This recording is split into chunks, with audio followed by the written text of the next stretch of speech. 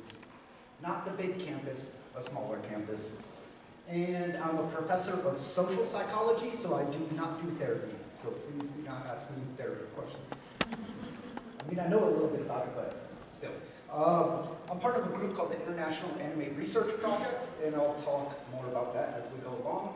Thank you to my collaborators on this project. So we have Kathy, Nuka, and Sharon. Also my undergraduates who have all now graduated. They still come with me to cons to help me do this research. So thank you to them. So in this, what I do most of my day is either writing papers or looking at numbers. So a lot of data crunching. And so what we do as psychologists would be, there's two basic types of research. I have a prediction, I have a picture in my head, and then I go collect the numbers and I say, do the numbers fit the picture I had in my head? The other way is just to go collect numbers and see is there a pattern or picture that emerges. So that's my way of saying there's going to be a lot of numbers in this talk. I'm going to, sorry if that's boring, but you showed up to a science talk, so I'm sure you're expecting some science. So we do one survey a year. Right now, we have paper pencil versions. If you want to pick them up at our table, or you could do it online. And then after that survey is over, on our website we put out preliminary results. These are just quick, like within a week, we do some just number crunching and put some results on the website. For example, that one is, I feel a sexual attraction to my waifu or husbando, and people do feel a sexual attraction. Then what we do is we take months and months and months writing long academic papers about the results. And then a lot of those go into an open access journal called the Phoenix Papers, but you can get them from our website. Then what we do is what I am doing now, which is disseminating the results back to you. And so then from there, we get questions, people have comments, they say, you should have been looking at this. And then those get piped into next year's survey. So about half of the survey are things that y'all have asked us to study. So we're answering questions that you have asked. If you Google Anime Research Project, the first thing that comes up is probably our website, because we've been doing this for 10 years. On our website, we have a book that you can download for free. Again, it's about disseminating the results back to y'all. And the data from this project has gone into 3 books so far. We got about 30-some articles, publications, academic articles. And what I use this, the Animefest talk, to basically give an update of what we did this past year. So we have a lot of stuff we've done that I'm not going to talk about, but you can get on our website and find out about those various things. Our research table is upstairs on the 2nd floor. It's located over near the Skywalk. So if you need a visual, it's similar to there, go to that area and you can find us. So from our 9 to 5 today, we'll be here 9 to 12 tomorrow. If you do a survey, fill it out, bring it back to the table. We can enter you for a chance to win a gift card. Or you can do it online, and you can also enter for a chance to win a gift card if you do it online. So there's the Skywalk. There's the dealer's room. And the online version is going to be open until September 15th. So if you have friends, because the feedback, usually every year there's something controversial, and I get a lot of blowback. This year, nobody has complained, and in fact, people have said that it was more interesting survey than what they expected. Because we asked about a bunch of different things you never thought we would ask you. So please let other people know, because we need to get as many people doing this survey as we can, so next year I can come back and talk about what we found. I tend to say y'all a lot, which kind of makes it seem like I'm not part of your group. I'm a huge anime fan as well. So when I say y'all, I actually mean us, together. Also, please don't hate me by the end of this talk. And there's my mom. So I'm trying for a year's worth of watching. I'm not there yet. So I'm going to go over some basic demographics. Have any of y'all seen me talk before, except for you? Okay. So this part's going to be a little bit familiar, but then the rest of the talk is going to be all brand new stuff. The anime fandom tends to be relatively young, so there's the age distribution. This also reminds me to say the survey is conducted in English, so if somebody does not speak English, they cannot take it. Also, we have ethics, it has approved this research, saying that I'm not going to harm you.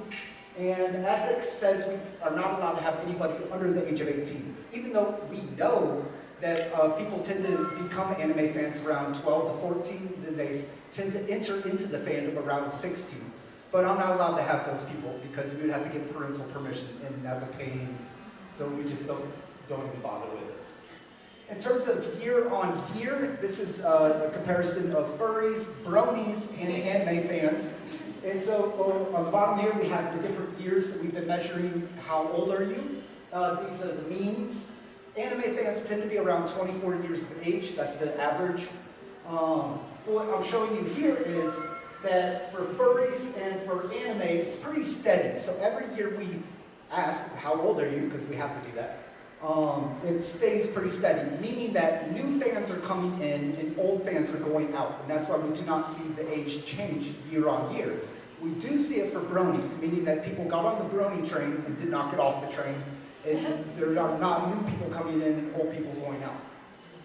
I haven't looked at the data from our latest brony study because they're on Gen 5 now. Anyway, here is ethnicity of the anime fandom. It tends to be pretty white. It's a little different, for example, when you come to a con in Texas, because the demographics are different. Once you add in, the people from the UK and all the other countries who get people from, it's pretty white. Here is the sex. It tends to be male. It's about 70% male. If you go to an anime con, it's about 50-50 men, women. Is that a question? Yeah. On the previous slide, it said East Indian. What did you define as East Indian? Where did I find those people? No, what did you define? What did that... Self-selection. So it's like, just list which one of those you were. Nowadays, what we do is we just say, what's your ethnicity? So you can write whatever you want. And in terms of other breaking it down, here's, it's not that many people who are trans in the community. About 5% genderqueer. Here is the gender breakdown in terms of masculine versus feminine.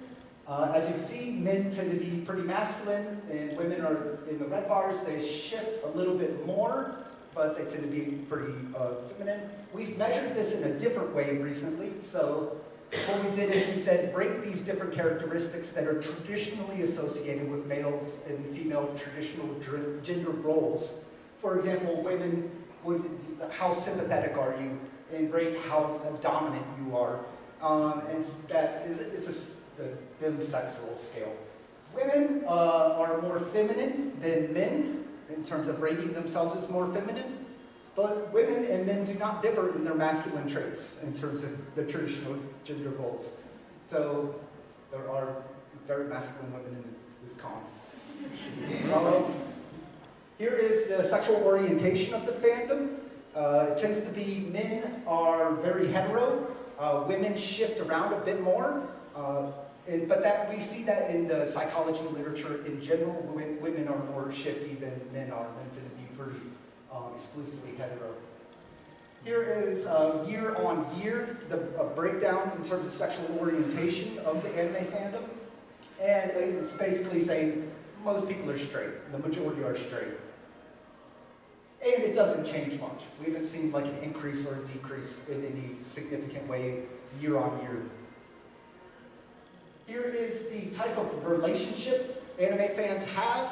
So the majority of anime fans are single, especially men. Women tend to be a little bit more likely to be dating or in some sort of relationship with somebody else. Here is the education level of anime fans. Yes? It's kind of interesting how there's more women dating than men. Yep. Because it takes two. Well, they don't have to be inside the fandom, though. They could be dating somebody outside the fandom.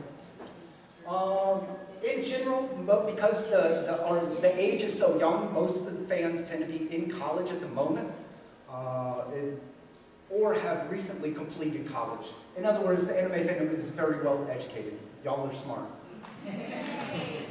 Yeah, don't hate me by the end of this stuff. See, I'm a little bit positive before we get into the other stuff. So, in terms of the occupation, what are fans doing? As I was just saying, because the fandom is young, a bunch of students, that's the majority. There's no There's a stereotype that anime fans would be in IT type of jobs. That's not playing out in our data. It's just across the board, all different types of jobs. Here is where anime fans live. The majority of anime fans are living with their parents.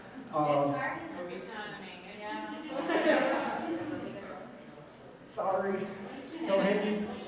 But then that was all ages, and because y'all are young, yes? Wasn't that a trend just in general with the Yes. economy that people are living together with their parents more later and later? Yes, because the market is not good at the moment. Let's put it that way. Then what we did is said if you're over 25 years of age, where are you living? Most people have moved out of their parents' house by 25. Here's the politics of the anime fandom. And again, just as you were getting at, because the fandom is young, people tend to be pretty liberal. So most people are not voting Republican in the next election. So in our survey, we have various groups, like subgroups, and we say, check if you belong to this thing, this group, or you're a specific subgroup within the anime fandom. Here's the data from last year. About 80% of anime fans are also manga fans. Most of y'all are PC gamers, especially PC. You're gamers in general, which is why we have Game Fest going on right now. Thank you for leaving Game Fest to come all the way down here to watch me talk. It's about 30% hentai fans, and that hasn't changed year on year. It's always been around 30% of people who would say, I'm a hentai fan. Gotcha gamers is a new one we added this past year. So what is that? It's about 25% gotcha gamers. VTubers, a fan said, I want to know how many people in fandom are VTube fans. So it's also around 25%, 20-25. Vocaloid fans, about 20%. VR chat users is very small, it's around 5 to 6%. And we included this because I also do research with furries. And furries, it's going up in the furry fandom. A lot of people are getting on VR chat. So I was like, well, what's going on in the anime? Anime fans are not doing it. Weirdly, VR chat and furries are right next to each other, so maybe they're overlapping in this. And so about 5% of the anime fandom are furries. But if you go to a furry convention, it's about 40% of furries are anime fans. So if you go to a furry convention, you're one of the two people next to you, you can strike up a conversation about anime. And there's a lot to talk about because there are a lot of anthropomorphic characters in anime. Which is why furries love anime. So please don't be so hard on furries. I'm just going to go through some miscellaneous stuff from last year, and then we'll get into more of the meaty stuff, the more theoretical stuff. Last year we had 4,700 fans take the survey, but only 312 were from Animefest last year. So help me get those numbers up. Do a survey. Take one after the talk, fill it out, bring it back to our table by 5. Most people come from the United States, but we have people from 101 different countries participate. But as you can see, the breakdown here is some of the larger ones, but we'll get one person from Ukraine, one person from Bulgaria. Weirdly, we don't get anybody from Japan, but that's also because it's in English. Someday, if I find a person who's very fluent that wants to spend hours and hours doing free research with us, we can translate it and do a sample from Japan. But we don't have that yet. Here's 2016 compared to 2022 comparison of Big 5 personality. So big personality, 90% of researchers in psychology, when they talk about personality, they're talking about the Big 5. It's the most popular measure. So we have extroversion, and each of these are on a continuum. So like extroversion, you're really outgoing. On the other side of that continuum is introversion. And one of the unique things about the anime fandom is y'all are very introverted. And you became even more introverted from the last time we measured it. Which is why I feel like I'm among my brethren, because I think I'm introverted. I told my brother that, and he said, you're just weird, you're not introverted. But otherwise, there's no real change on the other dimensions. Which is amazing that I can measure something that long ago, measure something now, and there's no change. Yes? Did you measure for neuroticism at all? I cannot hear you. Psychologists got really upset. Well, they didn't want to say how high you scored on neuroticism or how neurotic you are, so they just flipped it. And now we call it emotional stability. That changed. When did that change? That was probably like 10 years ago. What? Yeah. Why It might did have you been- class last? It was within my lifetime. Let's put it that way. Yeah, I'm an old man though. So. Do you use an anime, when you're online, on your social media, do you use an anime avatar for your picture, profile picture? Most people do not, which I didn't expect that. Do you watch VTuber videos? Most people, as I was saying, the percentage of VTuber fans is low. Most people in the fandom do not watch VTuber videos. Do you like CGI in your anime? Like, what was that? I tried to watch this one, Handshakers, I think it was called. I could not get through that one because it's CGI, which is horrible. But it's neutral. People are just like, most people are on the midpoint. So some people are high on either side, but most people are just indifferent about CGI in anime. Do you like localization? Dislike localization in the translations for manga and for anime? And it's the same thing. It's kind of just in the middle. People are neutral. They don't really care. Here is sub versus dub.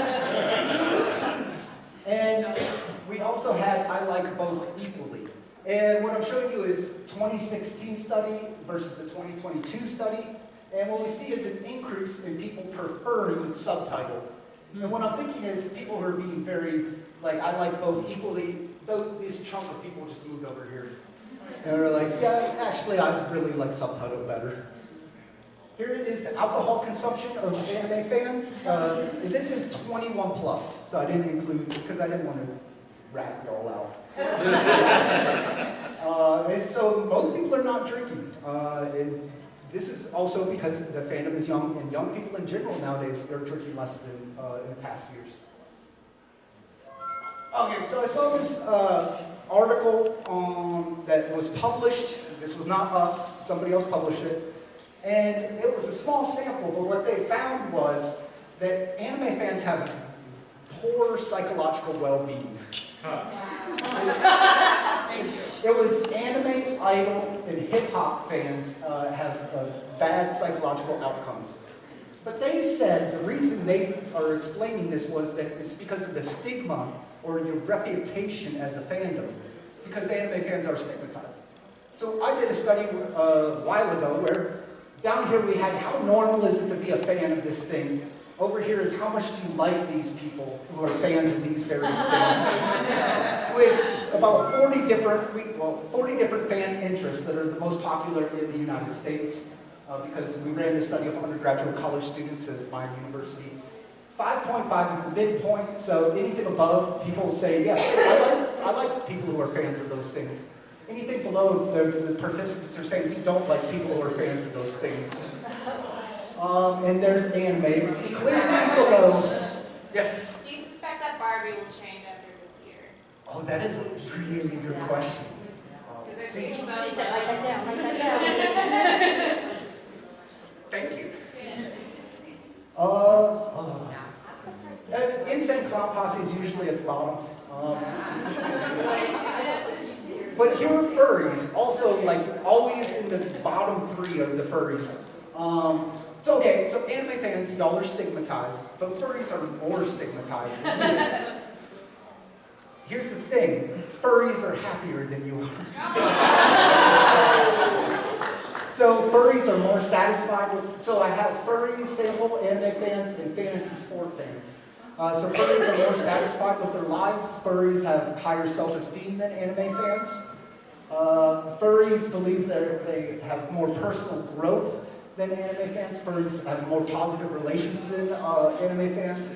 Furries feel like they have more of a purpose in life than anime fans. And furries believe they accept themselves for who they are better than they So, is that question with the costume on or costume off?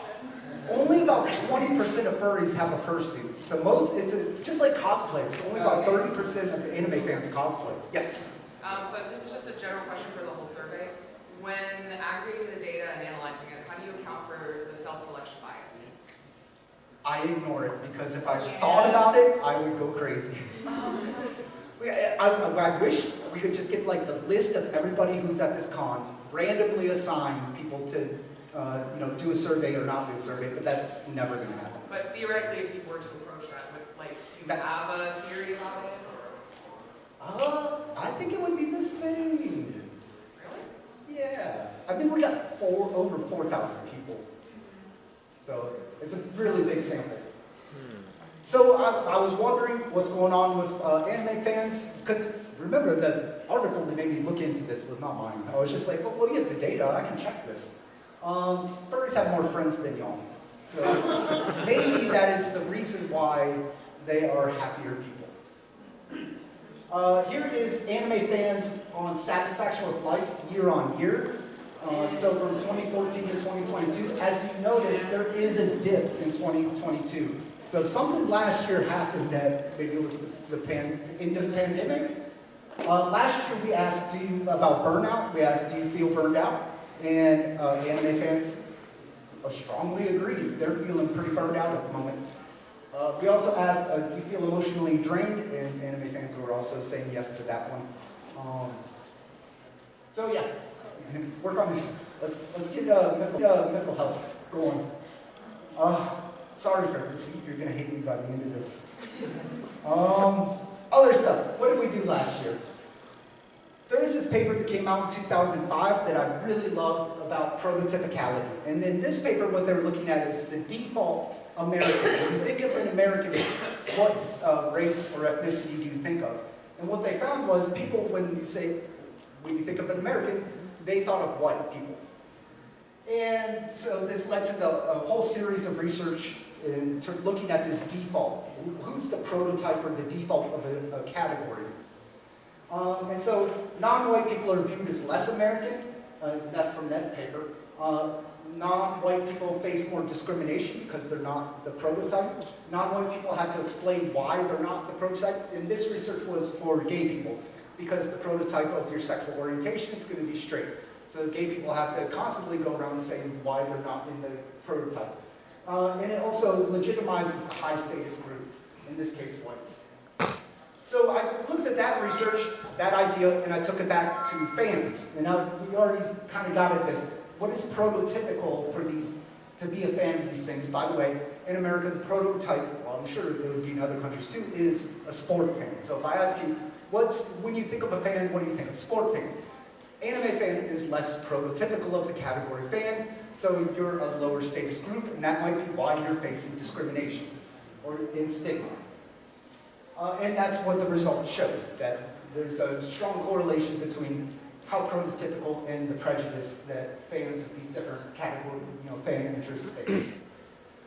So what we did last year that just came out, a paper, we redid it because my colleague said, well, I think there's something in between that you should have measured, so we went and measured it.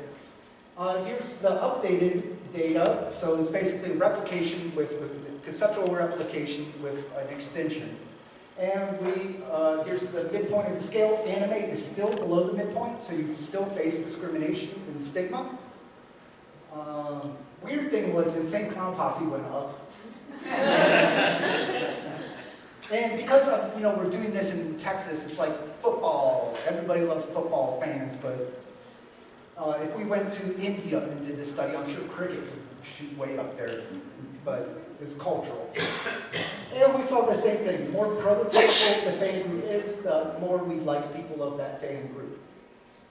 And the new part that we added in was some of these mediators. So mediation says, we have this variable and this variable. What happens if you stick in some other variables? Does it account for the original relationship? Does it change that relationship? So the more people saw fan groups as being non-prototypical, basically not sport, the more negative feelings they had. So they felt people who are fans of those different groups are more disgusting and you feel uncomfortable around them. And that then predicts negative beliefs about people who are fans of those non-prototypical groups. So they have, maybe these people have ulterior motives like hentai, maybe they're all sick perverts, I don't know. Or they're somehow dysfunctional. Why would you ever like a kid's show? I'm thinking bronies on that one. And then negative beliefs then predict prejudice. In other words, if you're part of a fan group that is non-prototypical, people have negative emotions about immediate gut reactions, which then leads to negative beliefs, which then leads to not liking people of those fan groups. Okay. Remember, don't hate me by the end of this. I just explained why you're stigmatized. That's basically what that study was. Anime genres. So I'm going to talk a little bit about some old data, and then I'm going to update with some new stuff we're looking at. So what we did was we gave anime fans 40 different genres, and we asked y'all to do your preference. How much do you like each of these different genres of anime? Here's the means, and so the top, people love fantasy. Down here is the bottom of the ratings. So anything below this line, people do not prefer. Anything above this line, people do prefer. Wait, what? Shoujo, it's super low. It's my favorite. Sorry. Remember, don't hate me. Well, hentai fans, 30% of the family it's at 3 on 1 to 7 scale. Then what we did is a factor analysis, and what this does is it groups things together. It's like if you like this genre, you probably also like these other genres, and then it sets the different groups apart. Like this group or cluster is distinct from this other cluster. So we had 5 different factors that emerged, which we now call the genre scale. So the first one we call drama, which is psychological mystery and drama. The next factor we call slice of life, which is slice of life, school, and romance. Next one we call mecha, which is mecha, military, and space. Next one we call action, which was action, adventure, and superpowers. And then the last one we called hentai, which was hentai, ecchi, and yuri. Now, since we published that, I saw in the literature 2 other people also did this kind of analysis of clustering of the anime genres. If you're really interested, there's the papers. They found very similar results. So when an independent, not us, research lab replicates what we're finding, I feel really good. Because we have a replication crisis in social psychology at the moment. In terms of genres, has there been any change in what people prefer? It tends to go down from the 2016 study to last year's study. The only thing that did not change was hentai. I just stuck the same. So we did a study where we looked at sexism. So there are 2 types of basic in psychology. We talk about 2 types of sexism. Hostile sexism is a general dislike of women. Benevolent sexism is putting women on a pedestal. And these 2 types of sexism are always correlated with one another. And so if women are following the gender stereotypes, doing what they're culturally supposed to do, they get benevolent sexism. People praise them. But if women go outside of the stereotypical gender roles, then they get hit with hostile sexism. So they call it the carrot and the stick. Benevolent sexism is the carrot, and then the stick is hostile sexism. The more anime people consume, the higher they rate on both hostile and benevolent sexism. And then what we did is we stuck in the different genres to say, well, maybe, if you like slice of life, that's not going to be a good predictor of hostile sexism. But what we found was for hostile sexism, it was hentai. The more hentai people preferred, the higher they were on disliking women. And that correlates in terms of the research on pornography. More violent pornography people watch, they tend to score higher on hostile sexism.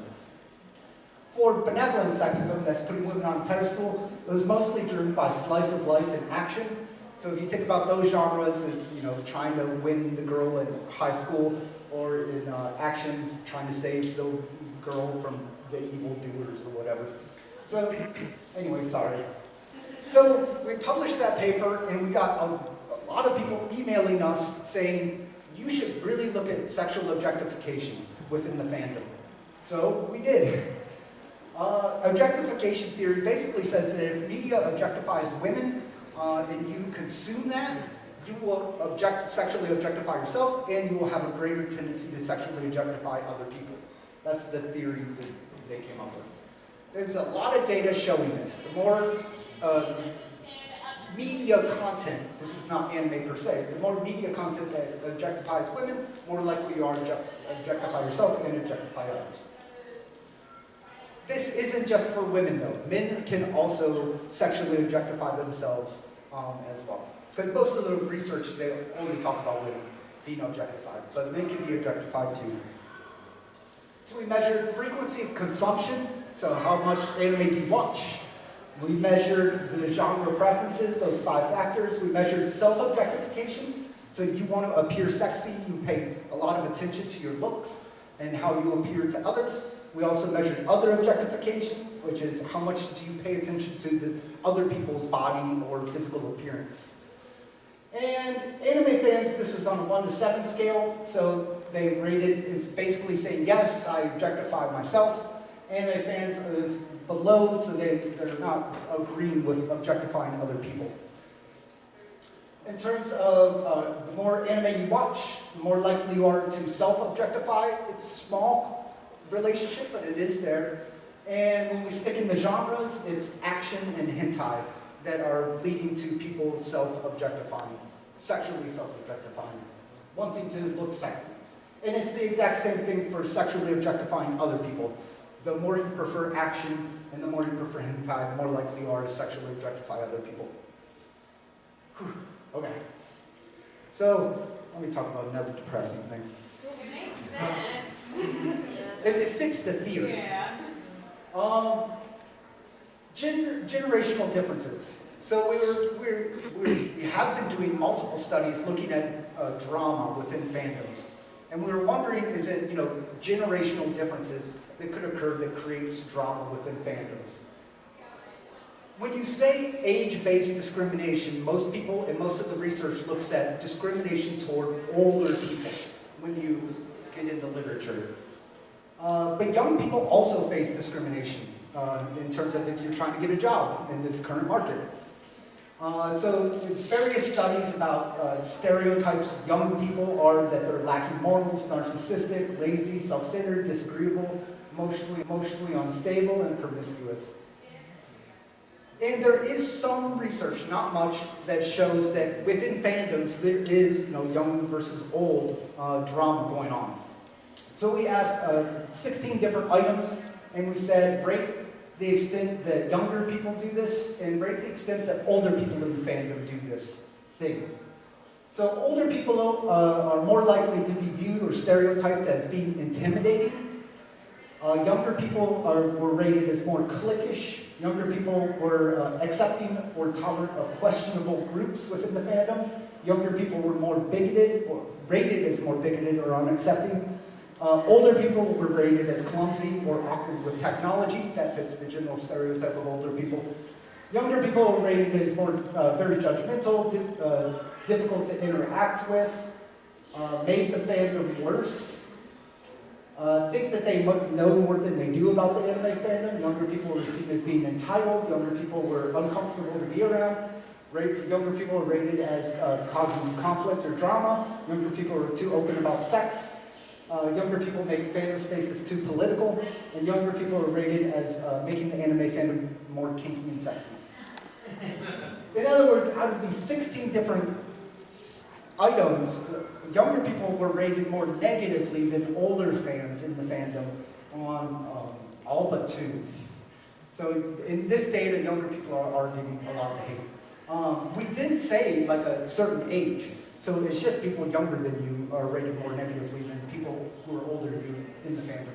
We also measured, how old are you? And we also measured how long have you been in the fandom. How old you are was not related to the strength of the beliefs, but how long you've been in the fandom was related. Okay, so in other words, younger people are getting a lot of hate, so stop hating on younger people. Sorry.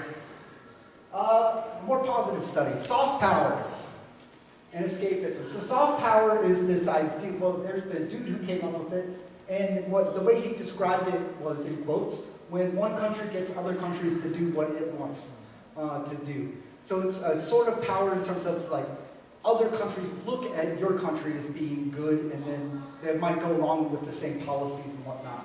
One way to get soft power in terms of your nation is through media. So Hollywood has made America look really good. Or you could think of India, and Bollywood makes you have a more positive image toward India.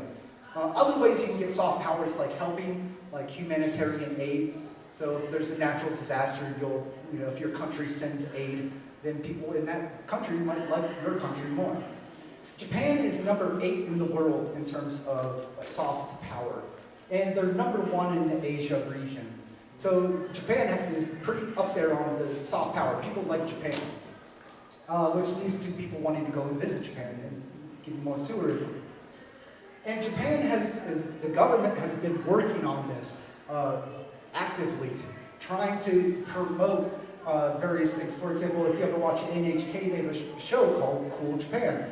It's part of the government's effort to, what they called it, the initiative was called Cool Japan. They've been doing this for years now. And anime is part of that, also video games and various other cultural products that they try to export. So there have been studies showing that the more anime people watch, the more likely they are to travel and to be a tourist and want to work at a company in Japan. I'm going to jump back. We did a study once where we looked at motivations in terms of what motivates anime fans. The top 2 motivations were entertainment. Of course, you like to be entertained. That's why you watch anime. The second one was escape. So you wanted to escape from the hassles of daily life, which is understandable after looking at those burnout numbers. But escapism in literature is usually talked about as a bad thing. If your problem-focused coping is the best coping for your mental well-being, escapism, withdrawing and ignoring your problems in your life is not good for you. But recent researchers have said there might be 2 types of escapism. It might not be all bad. You could have a positive way of escaping. So we measured that, the positive and the negative way of escaping. We also measured how much you consume. So for escapism, it was something like I watch anime too. The 2 types of escapism, the good one was self-expansion. So for example, open up to experiences that enrich your life. The negative one was self-suppression, which is to forget about difficult things in your life. Then we measured, do you want to learn Japanese? Do you want to go travel to Japan? Basically, your desire to learn more about Japan. Does anime encourage you to learn something about Japan? Basically, soft power. Is anime promoting soft power? Is there a link between anime and the soft power in terms of your desire to learn about Japan? In terms of just the mean numbers, those 1 to 7 scales, so these are both the expansion, which is the good escapism, and the suppression, the bad escapism were above, so you do both of them. Sorry to say, the self-suppression was rated significantly higher than the expansion. So more of escaping like that. Then we looked at this mediation. The more anime you consume, the more you want the desire to learn about Japan. And when we stick in these 2 types of escapism, it is expansion. So if you're watching anime to expand and learn more about other cultures, then you are more likely to pay money to go to Japan or to learn Japanese. How many people know Japanese? Dang, y'all are lucky. I can't learn any other language. And I've tried, because my partner is Bulgarian. And I cannot speak any Bulgarian. Do I have time? This one's long. Okay, I have time. Terror management theory and isekai. So this was for a book chapter that should be coming out next year. There's going to be an edited collection about researchers about isekai anime. I probably don't need to define it in this room, but it's basically anime where you're transported to another world. It often portrays the main character as dying and then being reincarnated in a different world. This study that came out in 21 by Price, what they did was they looked at 427 different manga, not actual adaptations or what was adapted, but the manga, Portal Quest isekai. And what they found was the main character is more likely to be male than female. They also found that the main character is more likely to be an adult versus a teenager. Also, well, I'll get there. The main ways that the character entered the alternative world was through summoning. There was no mention of how they got there. It was their reincarnation or some divine act by a godly entity. And another thing was that if the main character was older, they were more likely to die and then go to the other world. If the main character is younger, they're more likely to be summoned. And so also in a majority of these stories in the manga, some sort of cheat or some sort of power that gave them, like overpowered them usually in the new world that they entered. This is going to be relevant. Sorry, this one is a long explanation. So terror management theory is, there were these 3 graduate students who were in the bowling alley at the University of Kansas talking about Ernest Becker's theories on the denial of death. And they came up, they said, well, how do we measure this in psychology? They came up with the theory, and they say that humans know that we're going to die someday, and we're aware of this, unlike other animals that probably aren't aware that they're going to die at some point. And I usually don't like reading quotes, but Kaczynski summarized the theory so perfectly in a short, well, it is kind of long, but I'm just going to read it.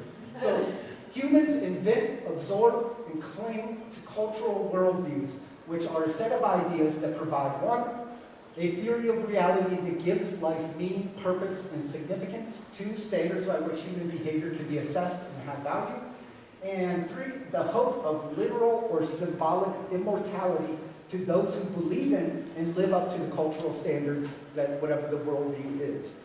And you can think of this as like religion. So most religions have an immortal soul, the notion of an immortal soul, that you'll either be reincarnated or you'll go to heaven. And so for that, it's literal. Your consciousness will live on after your physical body dies. So if you're good, whatever your cultural religion is, if you're good, then you'll get to go into heaven. So humans have created these religions to push away the existential terror that we can all feel by knowing we're going to die someday. Does that make sense? Okay, if you got that, then I think we're good for explaining isekai anime. So there's been over 40 years of research on terror management. It's one of the most robust effects. It's a good theory. The data support it. In this study, they randomly assigned people to basically say that scientists have now found that your soul continues on after you die, or scientists say that when you die, your brain just goes crazy, and there's no afterlife whatsoever. So you were randomly assigned to hear one of those 2 messages.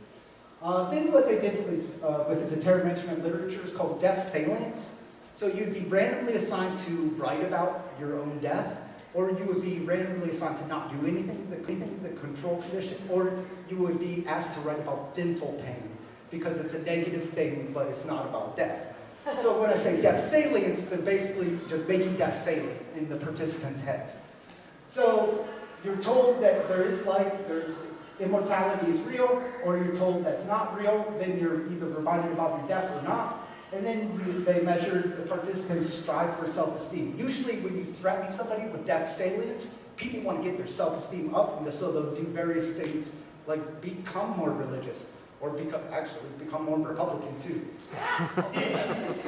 So people, when you're reminded of death, they'll cling to long-standing groups, or they'll cling to things that are more authoritarian, because authoritarian people, they think that they're just like strong in strength.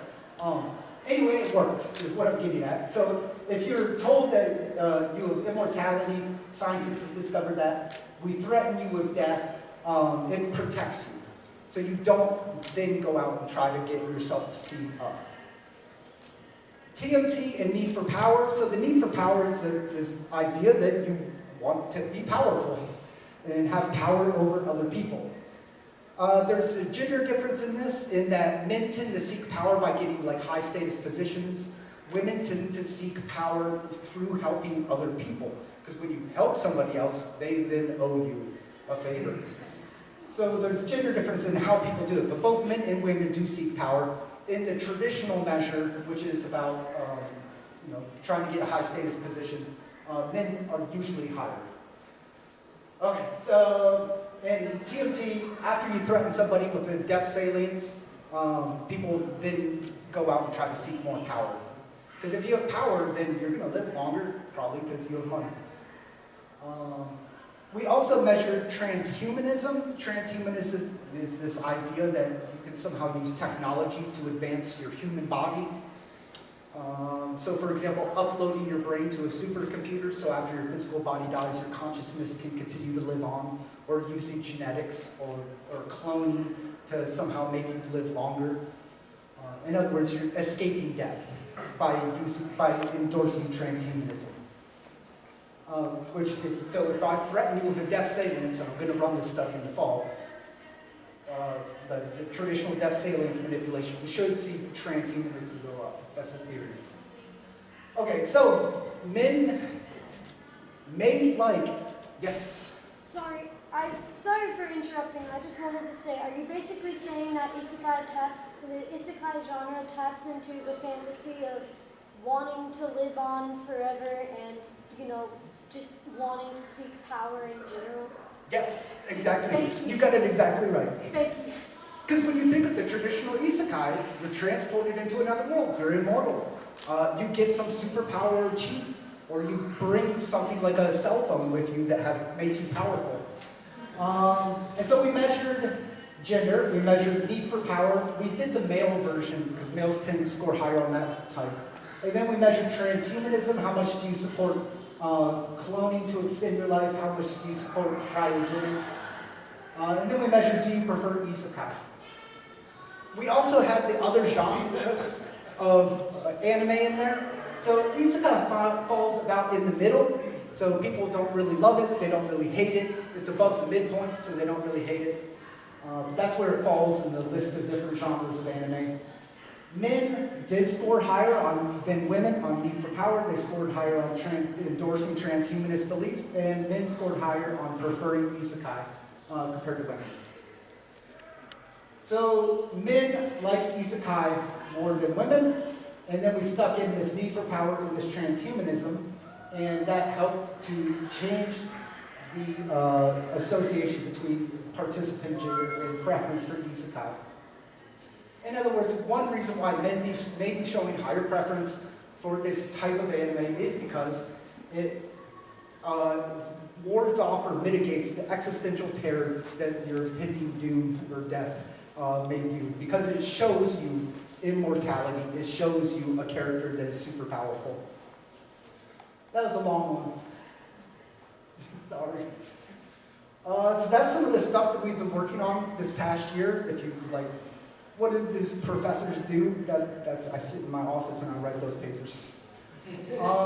There's the hours that will be at the research table this weekend. Please take a survey and bring it back to us, or do it online. If you just Google Anime Research Project, you can find us. The study we have an online version that's open until September 15th. Please do it, please get your friends to do it. And then hopefully next year I can come back and tell you what I've learned in this past year. So that's all I got. Thanks.